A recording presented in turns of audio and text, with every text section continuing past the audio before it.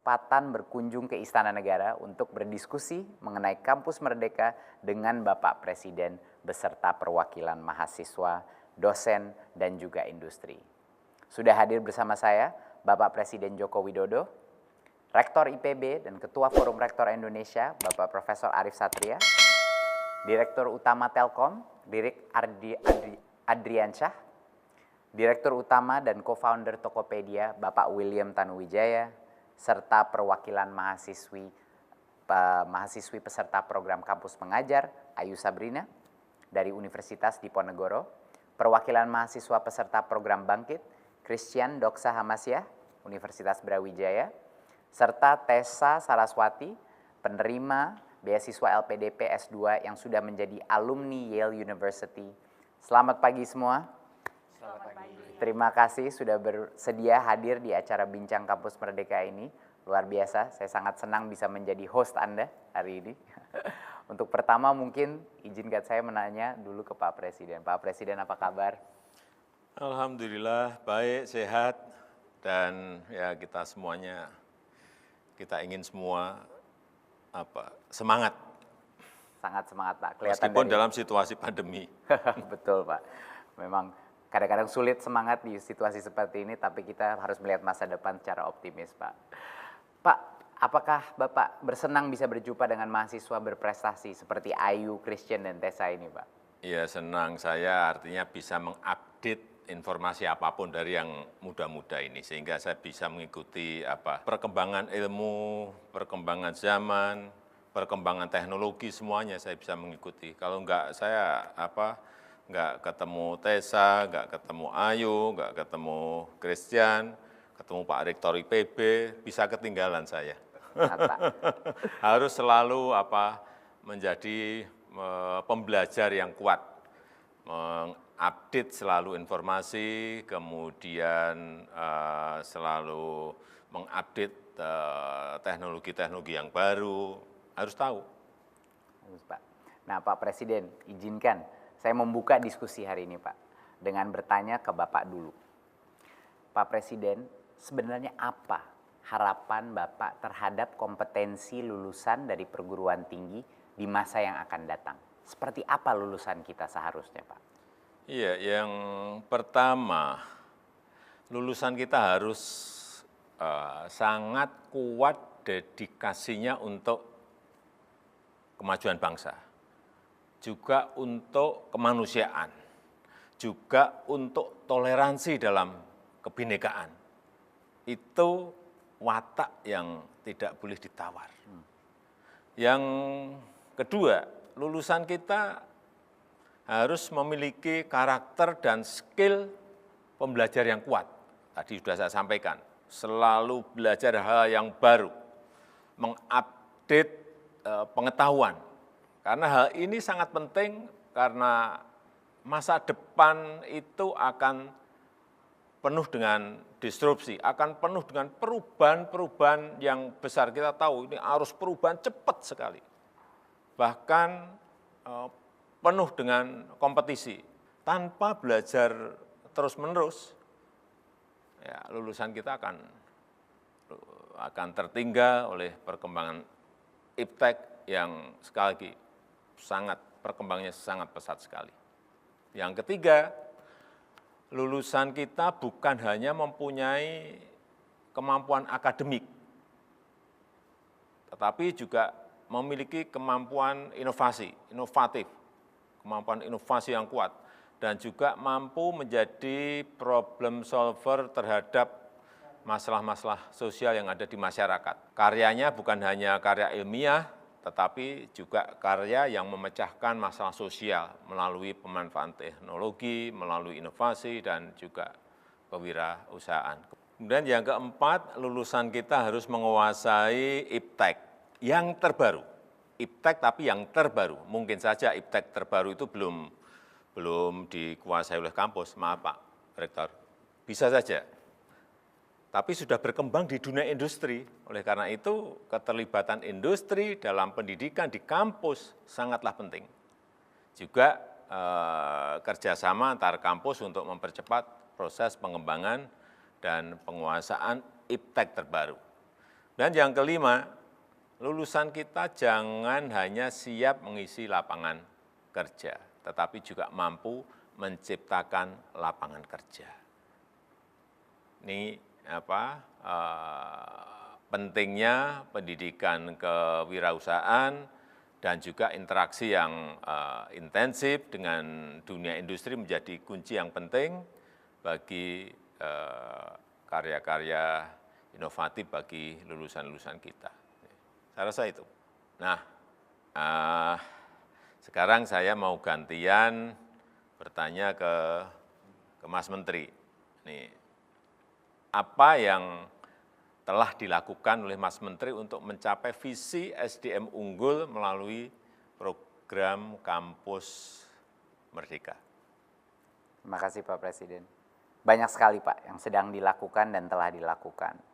Tapi yang terbesar adalah topik mungkin untuk hari ini kita mau berbincang-bincang mengenai Kampus Merdeka, yaitu kampus yang dimerdekakan. Nah, pertanyaannya adalah dimerdekakan dari apa? Kita ingin memerdekakan kampus dari sekat-sekat, berbagai jenis sekat. Sekat antara akademia dan industri, sekat antara riset dan pembelajaran, sekat antara fakultas, sekat antara prodi. Kita ingin menciptakan suatu universitas, suatu sistem pendidikan tinggi yang berkolaborasi, Pak. Itu kata kuncinya, gotong royong berkolaborasi tanpa adanya dinding-dinding. Untuk menciptakan itu, kita membuat berbagai macam peraturan dan insentif untuk universitas mendorong perubahan tersebut. Kita telah merancang 8 IKU dan memberikan insentif keuangan kepada PTN-PTN kita untuk memaksimalkan jumlah mahasiswa yang akan keluar dari kampus, mendapat pembelajaran di universitas lain, ke luar negeri, proyek sosial di masyarakat, mengajar seperti Ayu, kewirausahaan, maupun juga magang bersertifikat dan mencari pengalaman di industri maupun perusahaan nirlaba. Dan kita ingin dosen-dosen kita pun keluar dari kampus, Pak Presiden, untuk mendapatkan pengalaman. Untuk membina mahasiswa-mahasiswa kita yang di luar dan juga mencari pengalaman kerja, mencari pengalaman industri dan di universitas lain. Kita pun ingin prodi-prodi kita, terminologinya pernikahan massal Pak Presiden. Menikah dengan industri, menikah dengan kampus-kampus lain untuk menciptakan permutasi-permutasi prodi yang masa depan sesuai arahan Pak Presiden. Saya ingat dulu Pak Presiden bilang kok prodinya sama-sama lagi. Padahal industrinya telah berubah ya Pak. Jadi itu adalah suatu hal yang kita telah lakukan, tapi ini tentu tantangannya sangat berat. Tetapi ini satu-satunya cara Pak Presiden, agar anak-anak kita pada saat lulus, mereka itu mendapatkan kompetensi-kompetensi terpenting di dunia yang Pak Presiden bilang tadi, perubahannya semakin cepat. Bagaimana dia akan mempelajari kolaborasi kalau dia tidak belajar berkarya sebagai tim? Bagaimana dia mau mengerti kreativitas atau kewirausahaan kalau dia tidak mengerjakan sesuatu di dalam dunia yang nyata? Kita ingin semua mahasiswa kita bisa berenang pada saat mereka keluar ke lautan yang terbuka. Jangan di kolam renang, harus sekali-sekali pergi ke laut untuk melatih diri. Jangan gitu, sekali-sekali, bisa 2 kali, 3 kali, 4 kali, 5 kali. Gitu. Setuju Pak. Biar ngerasain gelombangnya laut. Betul. Seperti apa. Makanya 3 semester Pak. 3 semester boleh di luar prodi dan 2 dari 3 semester itu bahkan bisa di luar kampus. Kira-kira gitu Pak. Nah sekarang saya ingin nanya Pak kepada Pak Presiden. Pak, harapannya ini kebijakan Kampus Merdeka ini kan menjadi awal ya dari transformasi sistem pendidikan tinggi kita. Ya, yang benar-benar mengedepankan kualitas lulusan dan integrasi dengan dunia kerja. 2 hal itu menjadi prioritas pemerintah saat ini. Nah menurut Bapak, pola pikir apa sih yang harus berubah? Siapa saja yang harus terlibat dan harus merubah pola pikirnya untuk bisa mensukseskan visi Pak Presiden? Ada beberapa hal ya. Iptek terbaru itu ada di mana-mana. Bukan hanya di kampus saja, tetapi juga di industri. Ada di industri. Kearifan itu bukan hanya ada di kampus, tetapi juga ada di masyarakat. Jadi jangan hanya belajar di kampus, kita juga bisa belajar di masyarakat. Oleh karena itu, mahasiswa harus diberi kesempatan untuk belajar kepada siapa saja, bukan hanya kepada dosen. Belajar di mana saja, bukan hanya di kampus, tetapi juga bisa di masyarakat, bisa di industri, dan di tempat-tempat lain. Bahan ajar bagi mahasiswa itu bukan hanya di buku juga, tetapi juga praktek di lapangan. Dan karya mahasiswa itu bukan hanya karya akademik, tetapi juga karya-karya berupa teknologi yang solutif bagi masyarakat, karya kewirausahaan sosial yang memecahkan masalah-masalah sosial, saya kira seperti itu. Dan pola pikir ini pelaksanaannya memerlukan dukungan dari semuanya, dari berbagai pihak.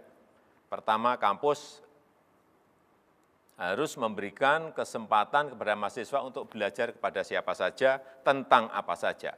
Harus cukup banyak porsi SKS untuk belajar di luar kampus. Yang kedua, kalangan industri juga harus membuka diri untuk menerima mahasiswa magang. Dan juga industri itu harus masuk kampus untuk ikut mengajar dan riset bersama dengan dosen dan dengan mahasiswa. Kemudian yang ketiga, mahasiswa harus lebih aktif mencari sumber pembelajaran yang baru di luar kampus, belajar apa saja kepada siapa saja.